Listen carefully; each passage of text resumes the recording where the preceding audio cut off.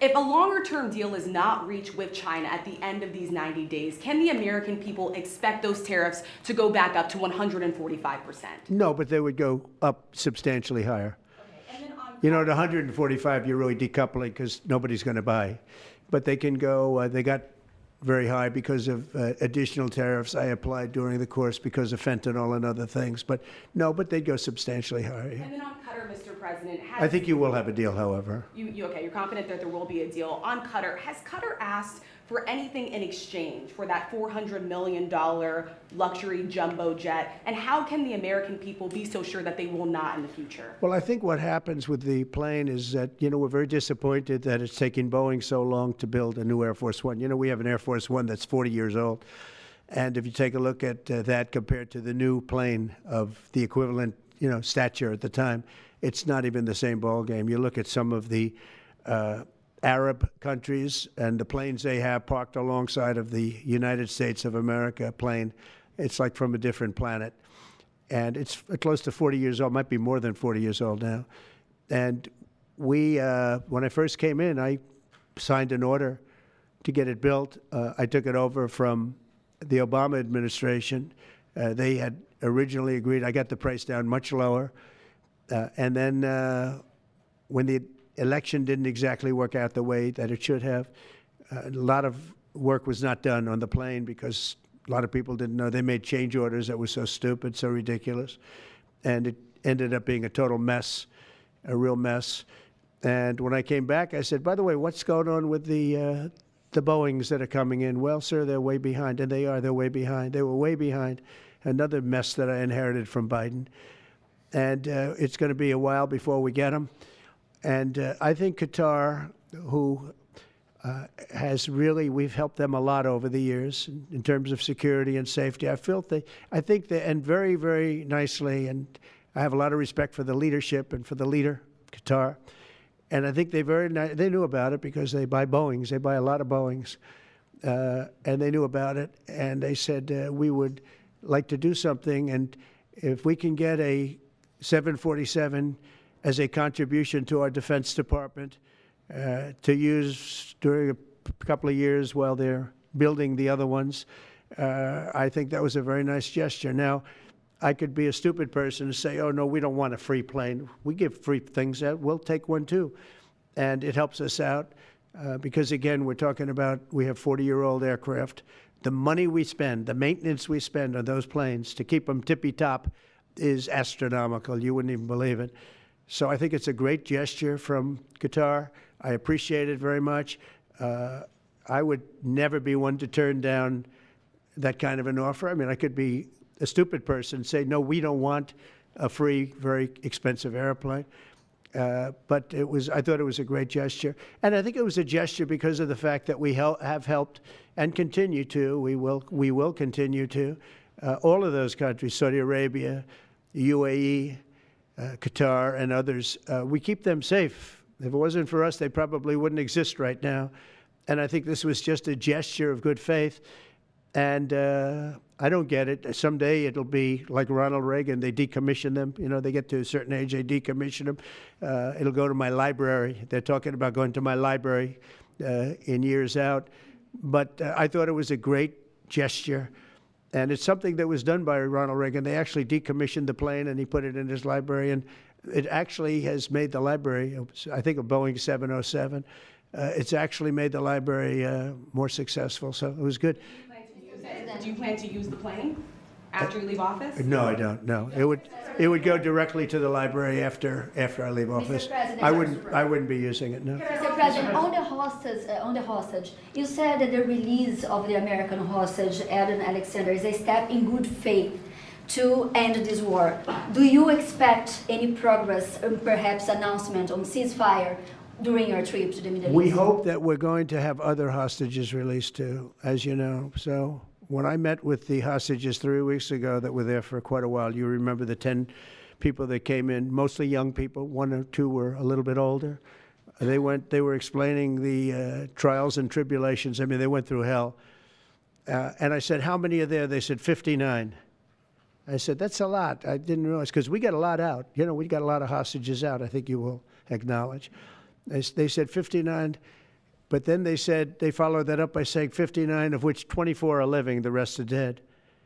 But the people whose son, mostly son, I think one daughter in this case, but mostly sons are there, or husbands are there, those people want the dead bodies as much as they want the live body. I have a mother that calls me, but came up to me when I first met her, and she said, "Sir, please, please get my son out. He's dead, but they have his body." And I asked her about that, and it's as though he were alive. The level of wanting that body back is the same. It couldn't be any more, as though he were alive. So, getting the bodies back is very important. That could be a thing having to do with the religion. It could be same. I was amazed at the level of importance. It's the same as if the son or husband or whatever was alive. So they said 59. In fact, they came in with a number 59 written out on like a sign on their chest. But they came to thank me for getting them out. And I said, "What does the 59 mean?" They said, "Well, that means there are 59 people." But then they said, "But 24 are living." Now it's 21. The number's 21. So now it's actually, we'll get Etan today. We think we're getting him today. So it's 20. So they have 20 live hostages there. The rest are dead bodies. Mr. President, are you open to negotiating your tariffs on cars, steel, and aluminum with China or any other country? Well, we're not even talking about that. We're bringing the car business back into this country. We have commitments, not only commitments, they've already started construction on many plants. They've left Mexico in a few cases. In a few cases, they've left Canada. They're not going to build in Canada. They're going to build here because we have the market, and the tariffs have been amazing. The election and the tariffs. November 5th was a big day, and on top of that, of course, you wouldn't have the tariffs without the election, I guess, if you look at it. But we have at least 11 committed massive car factories that are going to be built, that are in the process of being built. And some are going through, some have actually started. We also have renovations of existing factories where they weren't utilizing the full factory from years gone by, and now they're under full renovation. They'll be opening up full factories in a very short period of time.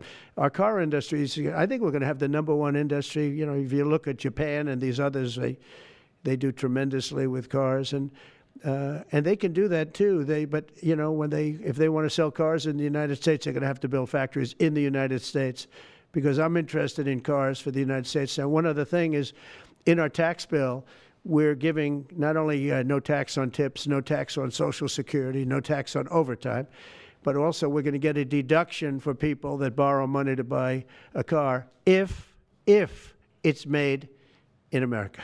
If it's not, we have no interest. A meeting between President Putin as well as President Zelensky. If President Putin doesn't show up to these talks in person in Turkey, will you join Europe in putting higher sanctions on Russia? If I felt it would be important toward getting the deal done, I'm the one that insisted on the meeting. They couldn't get a meeting because one said ceasefire, one said no ceasefire. It was going back and forth. I said, look, at this point, we got to stop it. Just go to the meeting. The meeting's been set.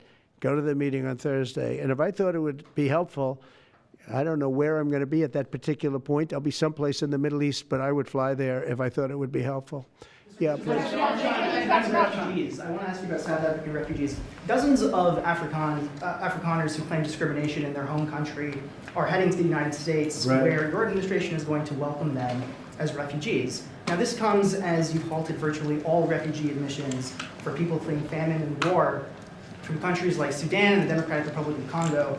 Why are you creating an expedited path into the country for Afrikaners but not others? Because they're being killed, and we don't want to see people be killed. Now, South Africa leadership is coming to see me, I understand, sometime next week. And, we're supposed to have I guess a G20 meeting there or something, but we're having a G20 meeting. I don't know how we can go unless that situation's taken care of, but it's a genocide that's taking place that you people don't want to write about, but it's a terrible thing that's taking place, and farmers are being killed. They happen to be white, but whether they're white or black makes no difference to me, but white farmers are being brutally killed, and their land is being confiscated in South Africa. And the newspapers and the media, television media, doesn't even talk about it. If it were the other way around, they'd talk about it. That would be the only story they'd talk about. And I don't care who they are. I don't care about their race, their color. I don't care about their height, their weight. I don't care about anything. I just know that what's happening is terrible. I have people that live in South Africa. They say it's a terrible situation taking place. So we've essentially extended citizenship to those people to escape from that violence and come here. Yeah. Mr. President, Please. Mr. President, thank you. Are you letting China off the hook for these 90 days, and do you really believe that they will follow through with non-tariff barriers and remove those? Non-monetary tariffs, yeah. Yeah, I think they're going to follow through. I think they want it very badly. I think they want the deal very badly. Again, this doesn't include the steel tariffs that I put on a long time ago that Biden tried to get off, but he couldn't get them off because it was too much money. You know, I took in hundreds of billions of dollars from China, what a lot of people don't know, but we put on the tariffs originally. And if I didn't do that, we wouldn't have a steel industry today. Now we have a thriving steel industry. It'll be thriving much more with what we're doing because this is the next level. But it doesn't include that, doesn't include cars, doesn't include pharmaceuticals when we do that.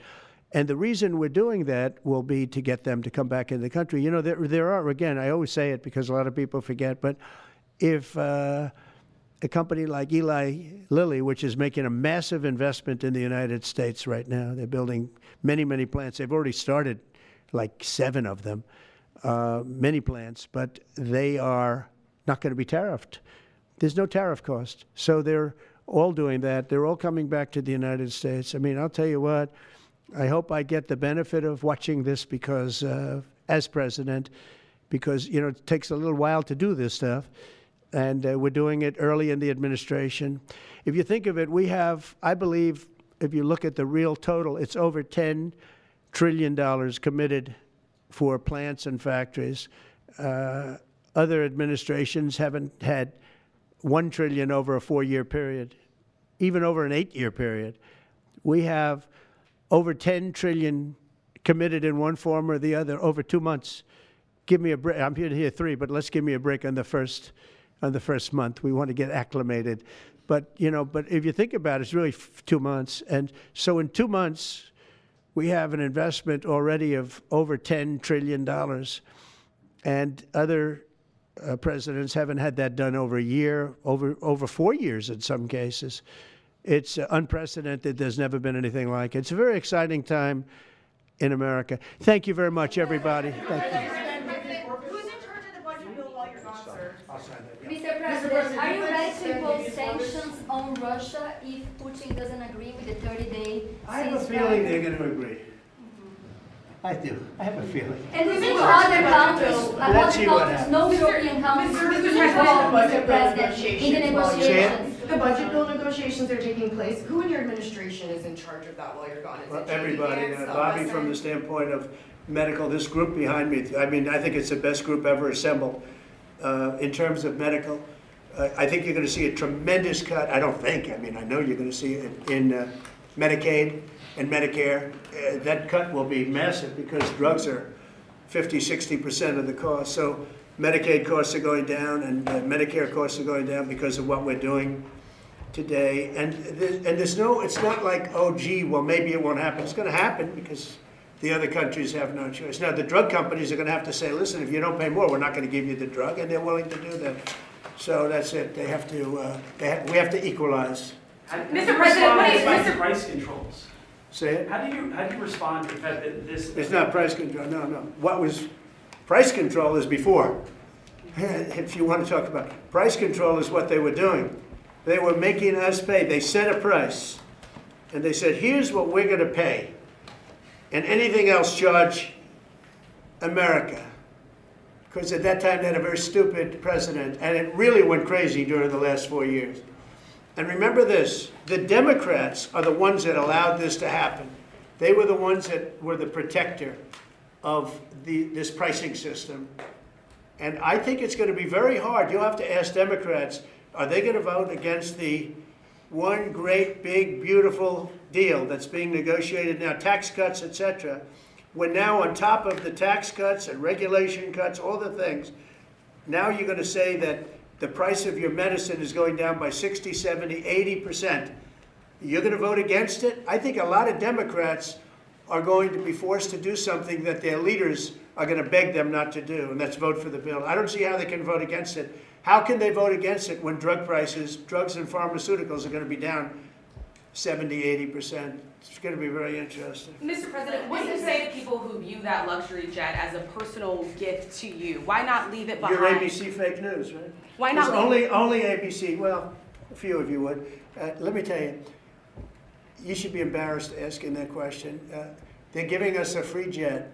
I could say, no, no, no, don't give us, I want to pay you $1 billion or 400 million or whatever it is.